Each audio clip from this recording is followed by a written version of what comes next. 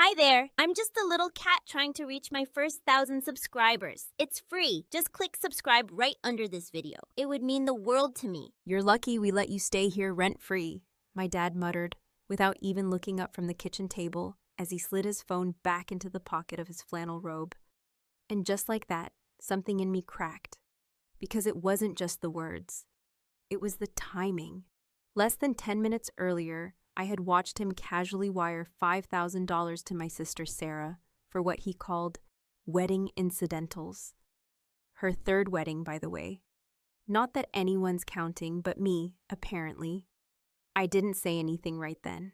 I couldn't.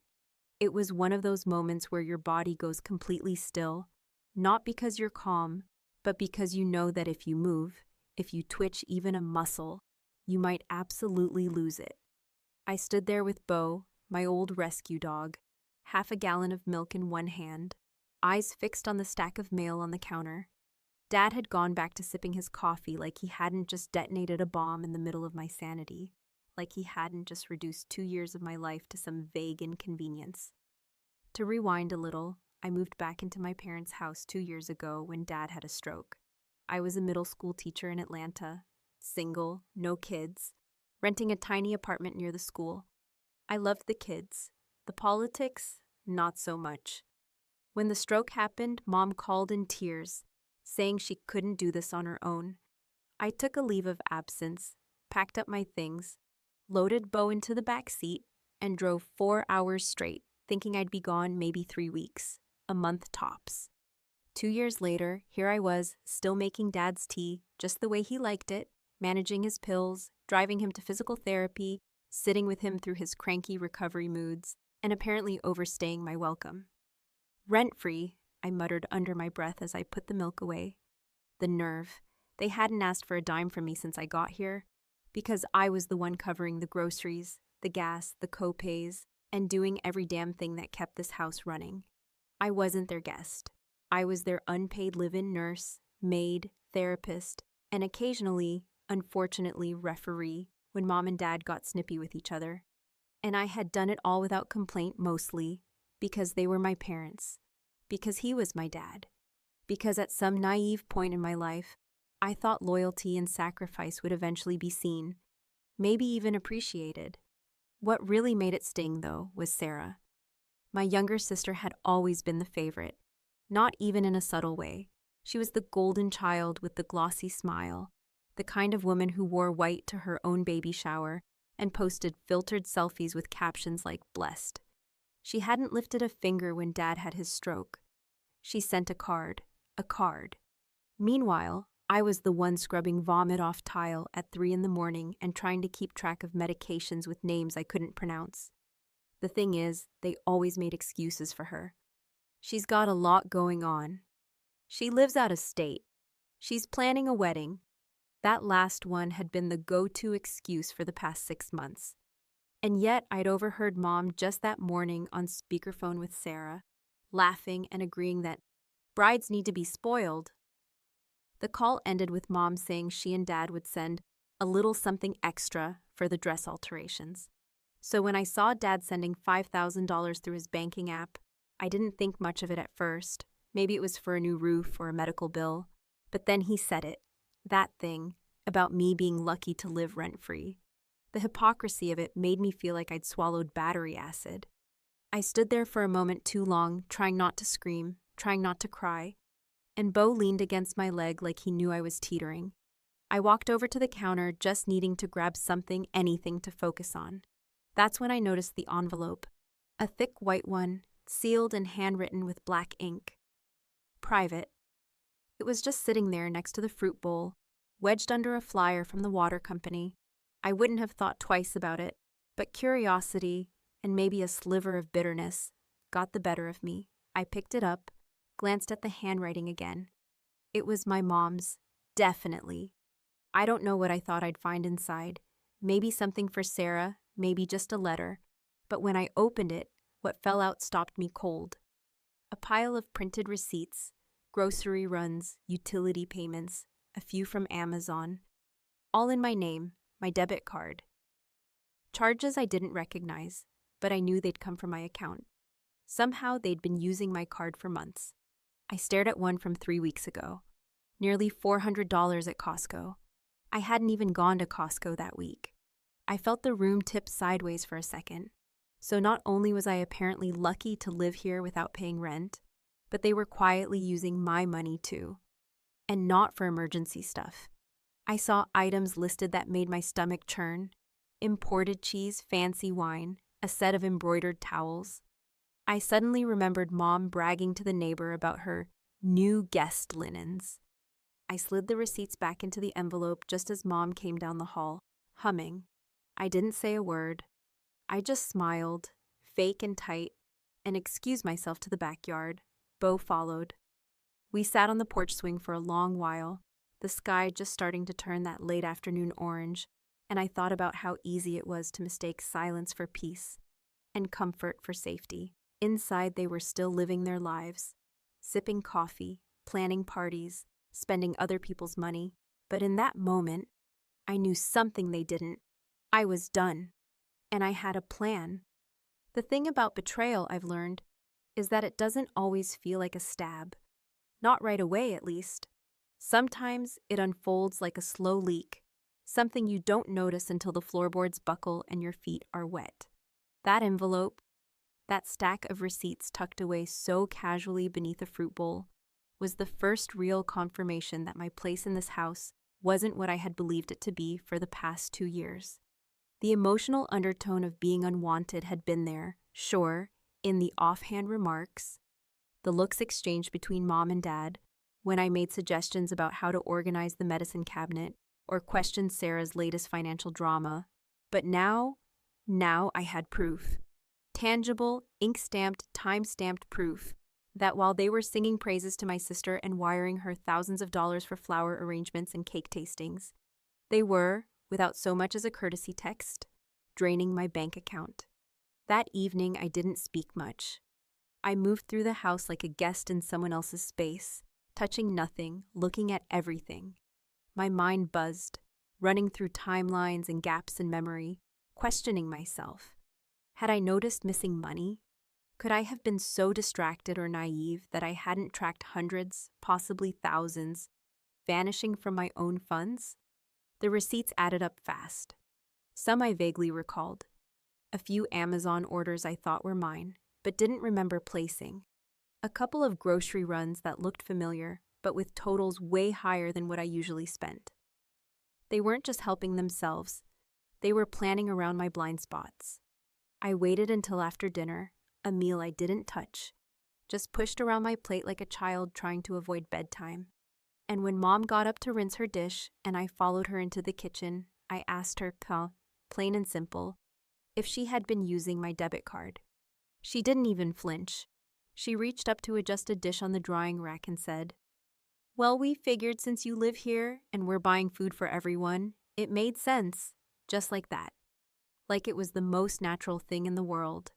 I stood there, jaw practically on the linoleum, while she launched into some half-baked logic about how the family pot was how people used to do things, how she and Dad had shared everything for over 40 years, and how I needed to stop thinking like a renter and more like a part of the household.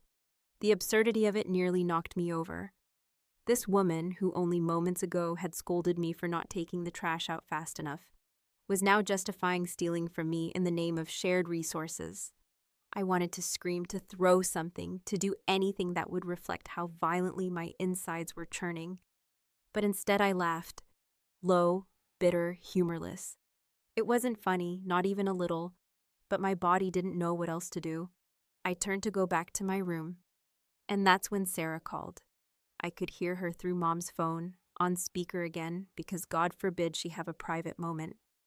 Sarah was gushing about her dress fitting, how they'd had to let it out just a smidge because she'd been stress snacking on wine and cheese nights, and then she giggled and said she needed money for a second pair of shoes, one for the ceremony and one for dancing. I watched my mom melt into that phone call like warm wax, her face softening, her voice syrupy, assuring Sarah that of course they'd help, that it was her big day, and she deserved the best. And that's when something inside me shifted from wounded to clear-eyed. I went back to my room and pulled out the battered overnight bag I'd kept in the back of my closet since moving in, the one I hadn't used since the night I drove here, thinking I'd be crashing for a few weeks. It still had an old travel toothbrush in the side pocket and a single sock rolled up in the bottom. I began folding clothes with methodical calm, the kind of strange, eerie calm that comes only when your brain has finally stopped debating whether you should stay or go. Beau sat on the bed watching me, tail thumping slowly, head tilted like he knew this wasn't just a sleepover. I packed what I needed. Enough clothes for a week, my laptop, my external hard drive with all my documents, and every last important paper I could find. Birth certificate, social security card, passport. I slipped the envelope of receipts into the laptop case. I unplugged my phone charger. I zipped up the bag, then sat down and stared at the wall for a full 5 minutes, letting it sink in that this wasn't just a reaction. This was a decision. I waited until the house went dark. Dad snored through his CPAP machine like a lawnmower stuck in mud, and Mom shuffled around for a while before finally heading to bed, her door clicking shut with the certainty of someone who thought her world was perfectly in order. I didn't leave a note. I didn't slam any doors. I just leashed Beau, turned off the light, and walked out the back way, carrying everything I owned that wasn't tainted by the weight of obligation. As I stepped through the garage to grab a few things from the freezer, things I had paid for, things I didn't feel guilty about taking, I paused next to the breaker panel. Now I'm no electrician, but I'd seen enough during the years I helped Dad install new ceiling fans and fix the back porch lighting to know which switches controlled which parts of the house. I didn't shut off the whole grid. That would have been too obvious. Instead, I flipped just one breaker, one little switch marked Living Dining ROM. It was petty, I'll admit that, but it felt symbolic. A tiny disruption in their meticulously curated life, a single moment of darkness to match the ones they'd created in me over and over. I backed out of the driveway slowly, headlights off until I hit the street. The night was quiet, Beau panting gently in the back seat, and I felt something I hadn't felt in months. Not happiness exactly, but air, space. The beginning of something. I didn't know where I was going yet, but for the first time in what felt like years, I knew where I wasn't staying. The first morning after I left, I woke up in a borrowed guest room surrounded by mismatched floral bedding and the faint smell of old coffee grounds. Not quite rested, but not hollow either, which, given the emotional drain of the last 48 hours, felt like a small miracle. My friend Rachel had insisted I stay with her when I called in the middle of the night, her voice still groggy but filled with the kind of unwavering support only someone who's seen you cry in a gas station parking lot can give. Her place was about an hour out of town, tucked behind a strip of run-down antique shops and a diner that served the greasiest biscuits I'd ever eaten. It wasn't glamorous, but it was quiet, and right now quiet was all I craved. Beau took to the place immediately, sniffing every corner like it was a brand new country, tail wagging like he could feel the tension bleeding out of me one cracked window at a time. I spent that first full day trying to piece together the logistics of what came next. Applying to reinstate my teaching license, updating my resume, checking my dwindling savings account. I knew I couldn't stay on Rachel's couch forever, and I didn't plan to, but I also wasn't going to run back to a house where the people who were supposed to love me had slowly eroded every sense of safety I once felt. Around lunchtime, my phone started buzzing. First, it was a text from Mom, short and sugary. "Hey, honey, everything okay? Did you take the dog for a walk?" Like I hadn't just left in the middle of the night with all my belongings and flipped a breaker in their temple of denial. Then came the call, which I ignored. Then another. By dinner, I'd had 5 missed calls from both Mom and Dad, and even one from Sarah, which almost made me laugh because I couldn't remember the last time she'd dialed my number, unless it was to complain about wedding registry logistics. I didn't respond. Not out of spite, but because I needed the silence more than I needed an explanation or apology. Not that either was likely to come. I knew them, I knew the playbook. First the soft approach, the concerned parent's routine, then the guilt, then the accusations. I'd been through enough family crises to recognize the rhythm of their manipulation. What they hadn't counted on, though, was how utterly exhausted I was with the performance. The second day was when the messages started to shift. A text from Mom, frantic this time. "Do you know what's going on with the power? Half the outlets in the house are dead." Then one from Dad, which was basically just him yelling via text. "If you touch the panel before leaving, you better come fix it. Not a joke, Mandy." I sat there staring at my screen, thumb hovering, heart beating that familiar blend of anxiety and disbelief. For years, I'd been their fixer, the reliable daughter, the go-between, the person who knew how to make things run smoothly without ever being thanked for it. And now that I'd removed myself, not even dramatically, just calmly and quietly, everything was apparently falling apart. What they didn't know, and what made my stomach twist with a strange satisfaction, was that I hadn't broken anything. That single flipped breaker had been a small disruption, yes, but not one that could account for the issues they were suddenly reporting. If their living room outlets were dead and their microwave wasn't working, it was likely because something else, something bigger, had gone wrong. Maybe the wiring had finally started to give, or perhaps the makeshift repairs Dad had insisted on doing himself over the past decade had reached their breaking point. Either way, I hadn't caused it. I'd simply stopped maintaining the balance that kept everything humming. By the third day, it escalated. Rachel was outside watering her hanging ferns when her neighbor, who turned out to be some kind of amateur ham radio operator, mentioned that the local news had a segment about rolling power outages and aging infrastructure in older neighborhoods. Something about blown fuses, overloaded panels, and months of ignored code violations. I didn't even flinch. I already knew. My parents' house had been skating on thin ice for years.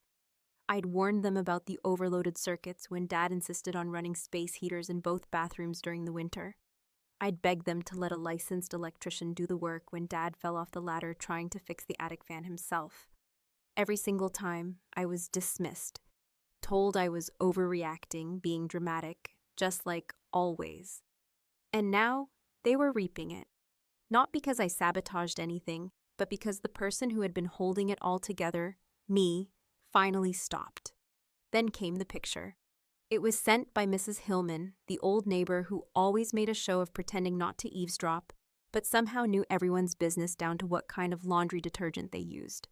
She must have gotten my number from a Christmas card exchange or something equally outdated. The photo was blurry, clearly taken from a zoomed-in phone screen behind a curtain, but the subject was unmistakable. My father, in his robe, sitting on a lawn chair in the driveway, staring at the power meter like it owed him money, looking not furious, not even frustrated, but confused.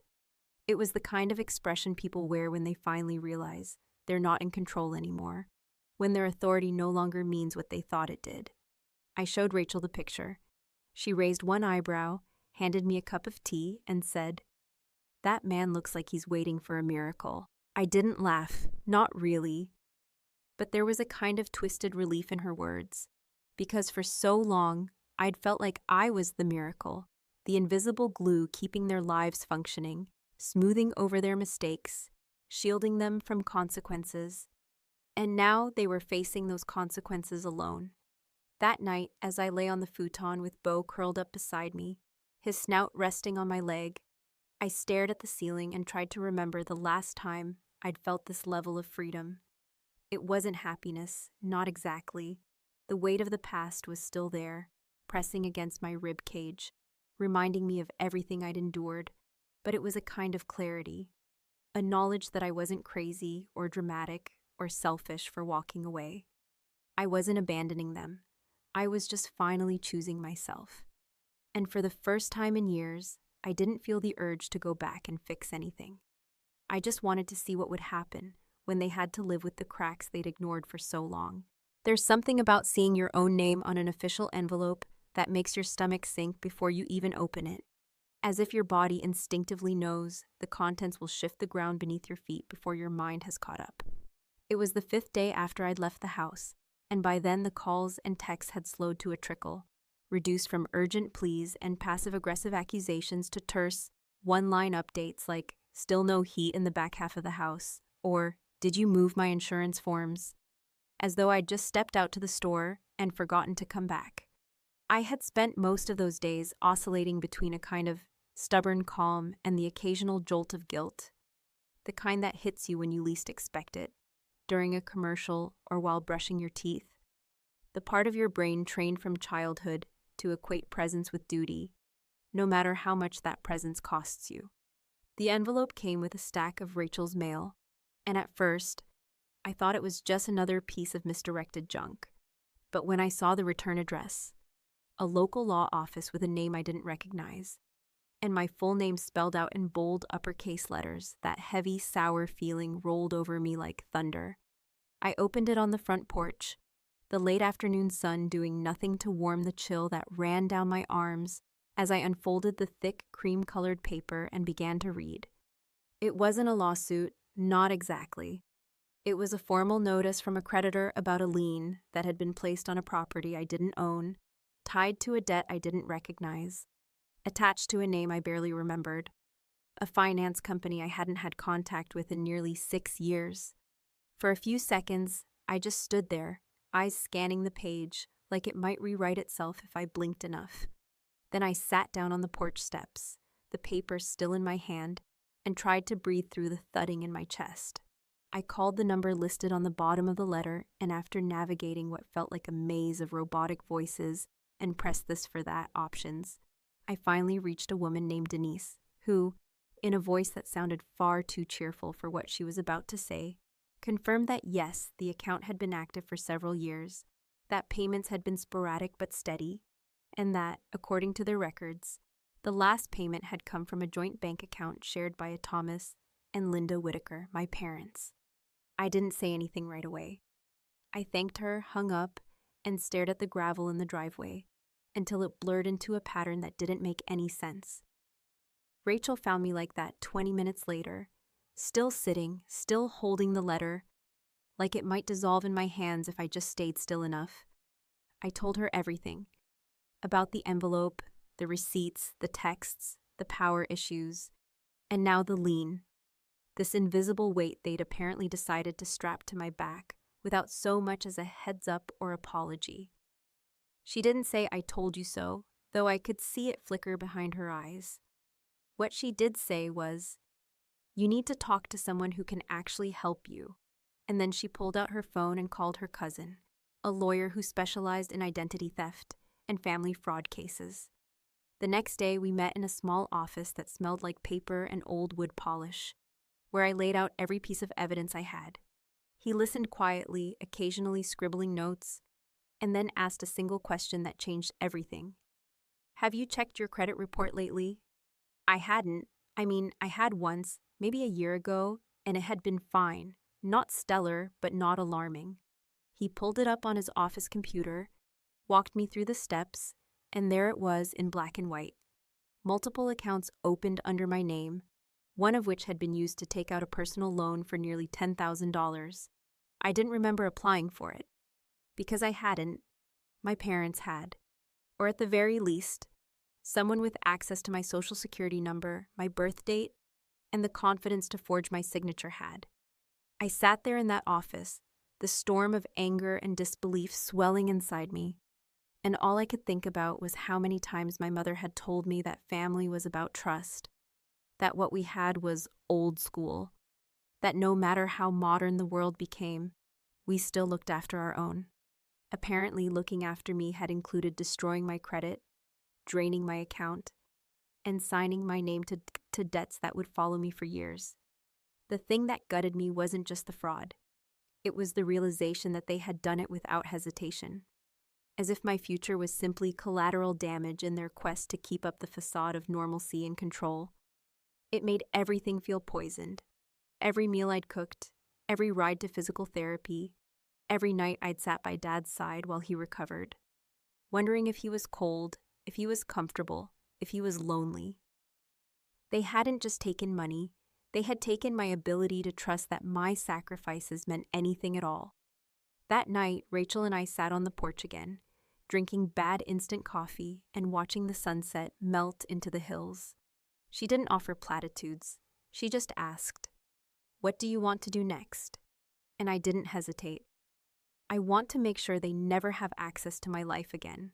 Not my accounts, not my name, not even my phone number. But there was something else too, something quieter, deeper. I didn't just want distance, I wanted a reckoning. They had built a house out of secrets and selfishness, and I had spent too long being the load-bearing wall. It was time for that structure to collapse. Not with fire, not with rage, but with precision, with facts, with the kind of silence that can no longer be ignored. And I knew exactly where to begin. There's a peculiar clarity that comes not in the heat of the moment, but in the cold, quiet days that follow. When the dust has settled and the chaos no longer screams in your ears, but hums faintly in the background like a forgotten alarm clock. And that's exactly where I found myself as I sat cross-legged on Rachel's living room floor, surrounded by documents, folders, login screens, and the harsh glow of my laptop screen, illuminating a new chapter of my life that was no longer shaped by obligation, guilt, or the cloying need for validation from people who had never truly seen me. In the days that followed my meeting with Rachel's cousin, I moved like a woman with a blueprint, not because I was fueled by vengeance in the traditional sense, the cinematic flip-the-table kind of fury, but because I was finally done waiting for other people to stop hurting me. I started with the basics. I froze my credit, filed fraud reports with the 3 major bureaus, and opened a new bank account under a variation of my name that I hadn't used since high school. Something that felt untouched, still clean. I forwarded the documentation to the right agencies, flagged the accounts that had been opened without my knowledge, and sat on hold with more representatives than I cared to remember, each one more apologetic than the last, none of whom could give me back the years I'd spent being lied to by the people who were supposed to love me the most. And while I did all of that, I stayed quiet, deliberately, surgically quiet. I didn't respond to the texts, didn't return the voicemails, didn't take the bait when Sarah tried to loop me into a family group chat called Sisters Reunited, which she created, apparently, in the delusional belief that a pastel-colored banner and a few memes about forgiveness could undo the wreckage she and our parents had caused. Instead, I waited. I watched from a distance as the cracks in their carefully polished lives began to widen. Watched Sarah's Instagram go from curated wedding prep montages to vague cryptic captions about people showing their true colors and family drama being the worst kind. I watched as their house, which had once been the neighborhood's poster child for manicured stability, started to physically decay. Not because anyone set out to ruin it, but because the person who had kept it together had finally walked away. The power issues grew worse, according to the messages I chose not to read, but couldn't help glimpsing in the notifications. Lights flickering, appliances shorting, the hot water heater failing, and the final blow. The HVAC system going dead in the middle of a 90-degree heat wave. A neighbor posted a photo online. A neighborhood forum thread titled "Anyone Else Seeing This?" featuring an image of my father, shirtless, red-faced, fanning himself with a paper plate while sitting in the garage with the door open, clearly having chosen the car over the stifling house. I could have laughed, but I didn't. Not because I felt sorry for them, but because by then, I had already moved into my own place. A modest duplex with squeaky floors and outdated cabinets, but also with locks that only I had keys to, and a mailbox where my name was finally, truly mine. The landlord, a woman in her 60s named Valerie, who reminded me of a tougher, drier version of Judge Judy, had welcomed Beau like he was royalty, and gave me a discount on the deposit when I told her I was a teacher trying to start over. It wasn't much, but it was mine. There was a kind of poetry in the silence that followed. I didn't need to burn bridges. I didn't need to shout or stage some dramatic confrontation. I simply removed my weight from their world, and like a house built on termites, everything began to shift. Their problems multiplied not because of some grand sabotage, but because they had never learned to live without someone like me smoothing the edges, catching the falls, covering the cracks. And when the structure started to crumble, there was no one left to blame but themselves. Sarah's wedding was called off 2 weeks before the date. I never got the full story, but I heard through an old classmate who knew the florist, that her fiancé had backed out after learning that his name was being used to co-sign a new credit card without his permission. Apparently, deception ran in the family. I didn't gloat. I didn't text her some smug, self-righteous monologue. I just sipped my tea, took Beau for a walk, and let the universe handle what it always does: consequences. The only message I ever sent back to my mother came on a Wednesday morning, after receiving a final desperate voicemail that ended with her tearful voice asking, "How did we even get here?" I typed 5 words, slowly, deliberately, and hit send without rereading.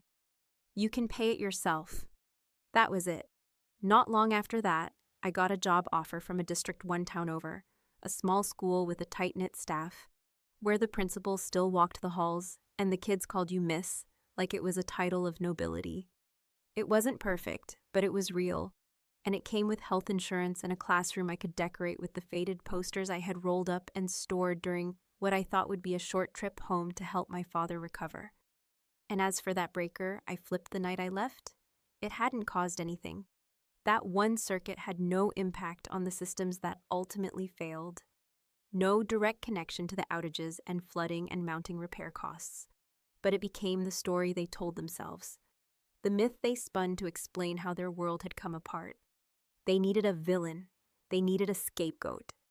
And for once, I let them have it. Because if being the villain means I finally chose myself, means I refuse to let my life be collateral damage for someone else's pride, then so be it. I didn't burn the house down. I just walked away while they played with matches. And this time, I wasn't going back.